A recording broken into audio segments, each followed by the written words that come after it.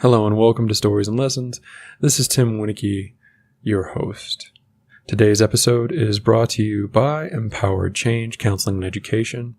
If you're in the greater Denver area and you're looking for training for your staff to improve communication, gain clinical skills in addictions work with men, or cultural informed care for veterans, if you're in the corporate world and you're looking to streamline your communication, get the best out of your people, and help them focus in during the time that they're at work, let me know. Reach out.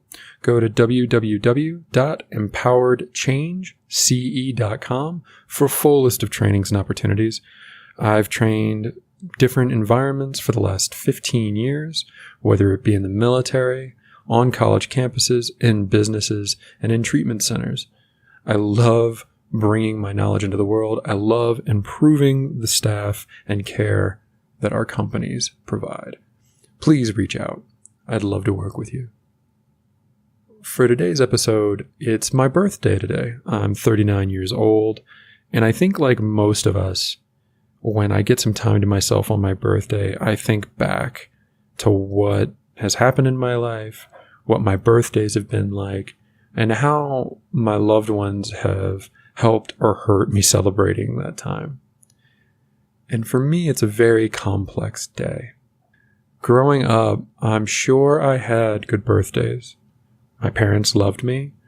I had grandparents with money, so sometimes there were these fantastic gifts, those moments that you see in TV where a kid gets just what he wants. But those aren't the moments I remember as a kid. To be honest, I really can't remember any. And I truly believe that they happened. It's just that the ones I remember were really painful for me. My mother, as I've mentioned in other stories, struggled with addiction her whole life. My father has struggled on and off with addiction. And what that meant for us as a family was pretty textbook. Particularly in the 80s and 90s, there was this fear of social services that if social services got involved, if anybody ever found out what was happening in the home, that they would come and they would take me and my brother away, and that they would separate me and my brother from each other. And I loved my family. I still love my family, and I especially felt protective and needful to care for my brother. I felt protective of my father, and I loved my mother. So we did everything we could to hide from the world the pain that happened behind the door of our house, to hide mom's struggles, to hide dad's when he had them. And big stressful events like the holidays are really triggering for people who struggle with addiction. Holidays are a stressful time. My caseload this month doubled because, in part, people are seeing family. And either their family are helping them see things that they need to work on, or they're trying to figure out how to stay connected with their families and reconnect with them despite some of the pain they've experienced. So while the time on holidays can be really wonderful, it's also complicated. And for my mother, those moments were terrifying for her as far as I can tell. There was a pattern that would happen around any of the big holidays. And in part, it's because my father really wanted my mother to manage these things as far as spending money on holiday celebrations, gifts, etc., managing the household finances. He was really determined to have mom do that because she didn't work. She was at home. And it didn't go well. So what I distinctly remember quite a few times, and one time in particular, my dad would give my mother money to go get things we needed for a birthday party for me and hopefully a birthday gift for me. And inevitably, we'd do the party like most families on the weekend. And it would be a small affair. With a birthday in mid-December, you kind of are relegated to a half party. Right? Everybody's doing holiday parties. People that aren't your direct loved ones often go, well, here's your birthday and Christmas gift. and people's times then. They've got their own families and their own people to care for. So my birthday tended to be these small gatherings at my house with both sets of grandparents, one of my aunts or uncles, maybe my cousin, and maybe a few friends. But more often than not, it was a small family affair. That, I think, turned up the pressure for us to pretend like everything was okay. If there was anybody in the world that my parents were terrified of finding out about their struggles or seeing them struggle, it was their parents. And I think that's pretty normal too. Being grown now and looking back, your parents are the people that you want to respect you. Their family, you're protective of them. You don't want to hurt them. You don't want your pain impacting people. And for my mother, she was terrified and still is of her father. So, unsurprisingly, my mother reached to the only coping mechanism that she'd had since she was a teenager. Dad would hand her the money sometime in the beginning of the week. She would struggle and she would lose, and we wouldn't see her for a few days. She would disappear on a bender, and this would happen a few times a year, depending on the year. Sometimes more often, sometimes less, but always a few times. And generally speaking, always at stressful points in the year like the holidays. We would be worried. Dad wouldn't sleep. We'd do our best to comfort Sean. He's 4.5 years younger than me. I'd take care of him the best I could. Dad would take care of us the best he could while working. And we'd get through the week. And then inevitably, the party would either be on a Saturday or a Sunday. And my mother would get home sometime in the middle of the night or the very, very early morning. I'd be waiting. So I don't know that her coming in would wake me or if I was just awake. And then Dad would, of course, wake up and come and see her, and they would argue. And sometimes the arguments got pretty ugly.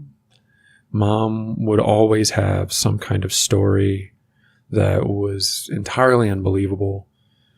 Her drugs of choice tended to be uppers, so at the end of a bender like that, she probably hadn't slept in a day or two.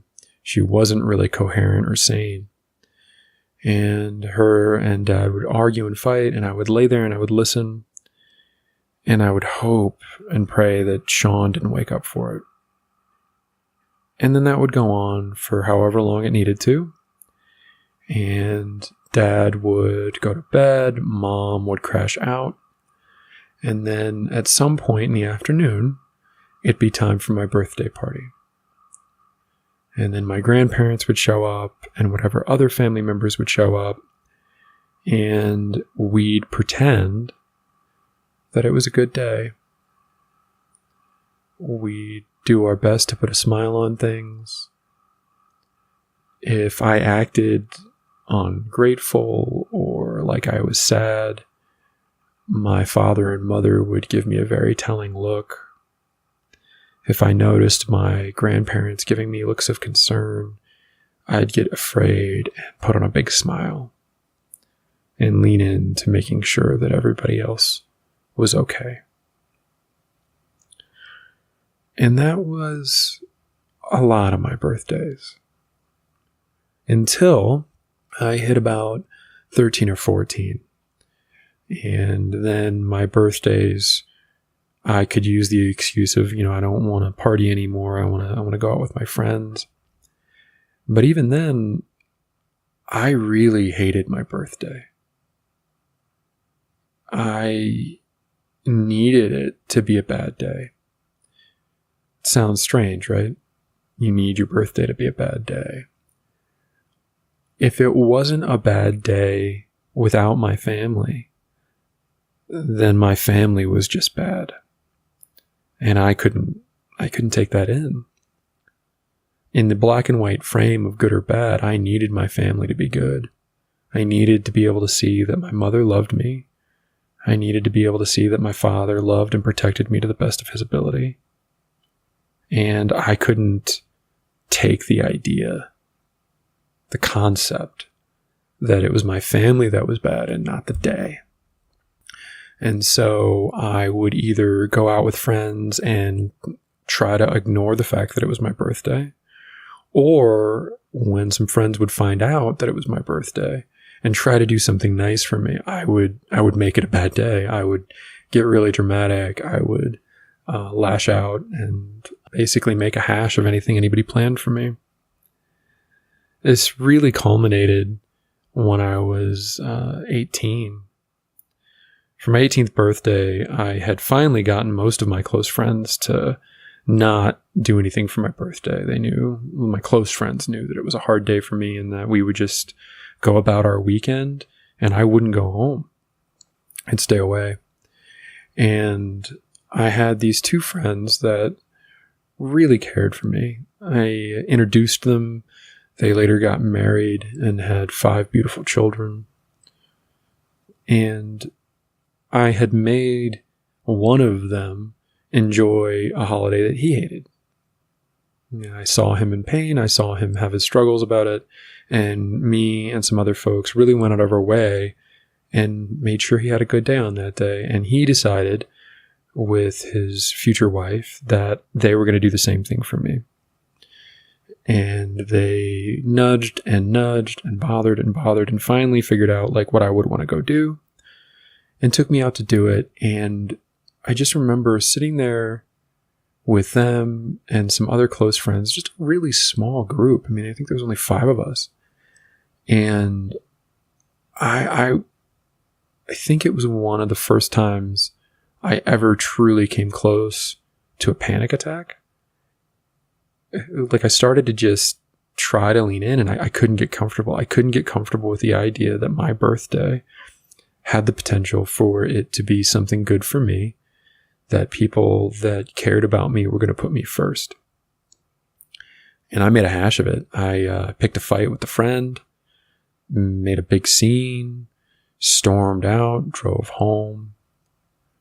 And afterwards, I just felt like shit. These friends really went out of their way. They listened to me. They tried to care for me, and I blew it. I ruined the day. I attacked them. Not physically, but I really came at them. I pushed them away as hard as I knew how. I repaired with them. I went back and, told them I was sorry. Told them it's a hard day. And we stayed good friends. But I never let anybody really try again until much later. When I moved out to Denver, I had my 21st birthday and decided that I didn't want my birthday to be horrible anymore. And I had made some close friends out here, and they really went out of their way. I had a wonderful 21st birthday experience. We went out to this great restaurant with drinks and girls and excitement.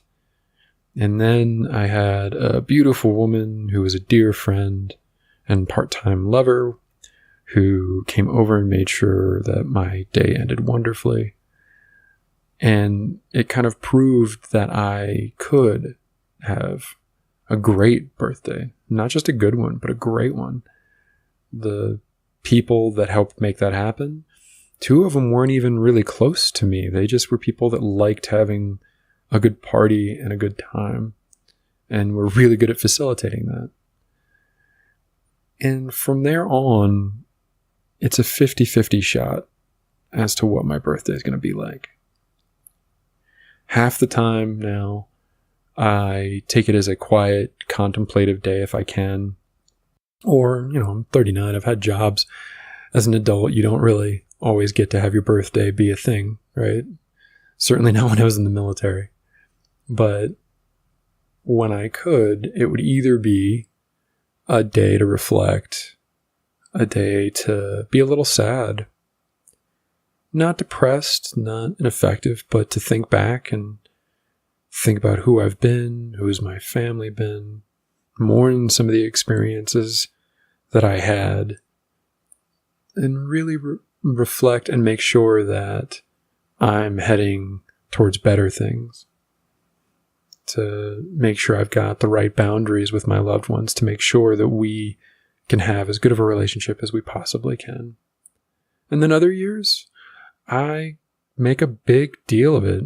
When I got back to the States after 5 years away in the military, it timed out right around my birthday. I think I'd gotten back 2 months prior. And I went and we rented out a whole room of a bar, and everybody I knew that could make it that was still in Denver showed up, and it ended up being this big reunion party and this wonderful time. And it was everything that I like about big groups of people. I got to see all of the people that showed up. There were 40, 50 people there just to say hi to me on my birthday. And with that many people, that's really all anybody gets. But it was also just wonderful to be the excuse for these folks who had lives now. 5 years had gone by. A lot of my friends had kids, careers, etc.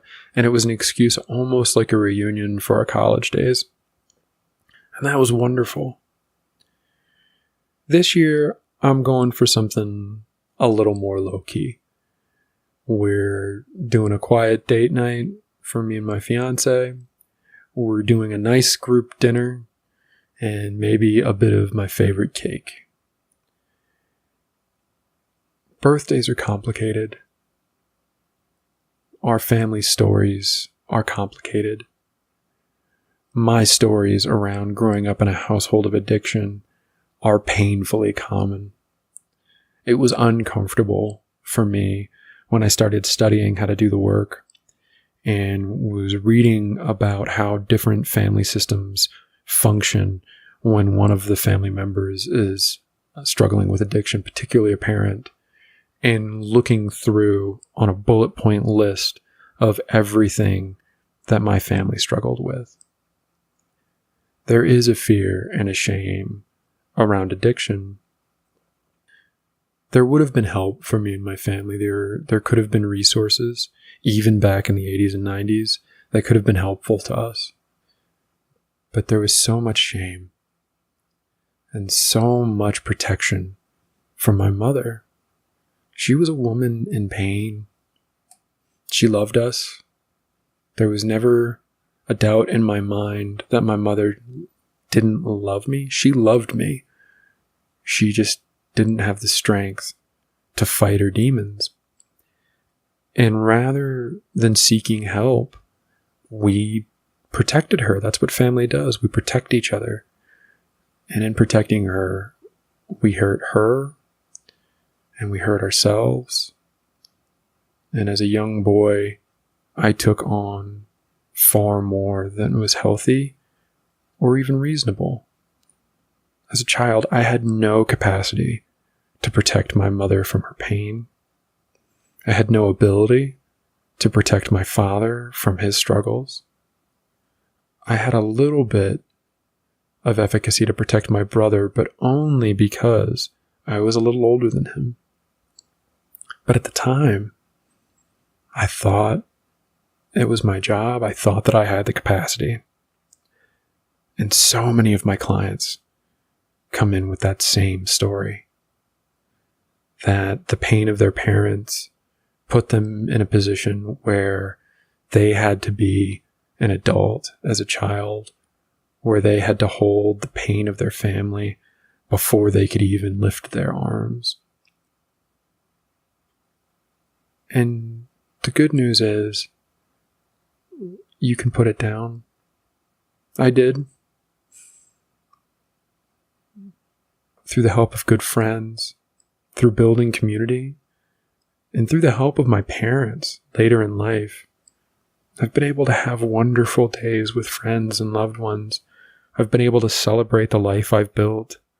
I've been able to be happy about the day I was born. And if I can do it with all of that, so can you. Thanks for listening today. Thanks for sharing in my birthday with me. I hope that it helps you enjoy some of the holidays and rebuild some of the joy and happiness in your holidays, despite any of the pain that might be there as well. This is Tim Winnicky with Stories and Lessons. Have a wonderful day.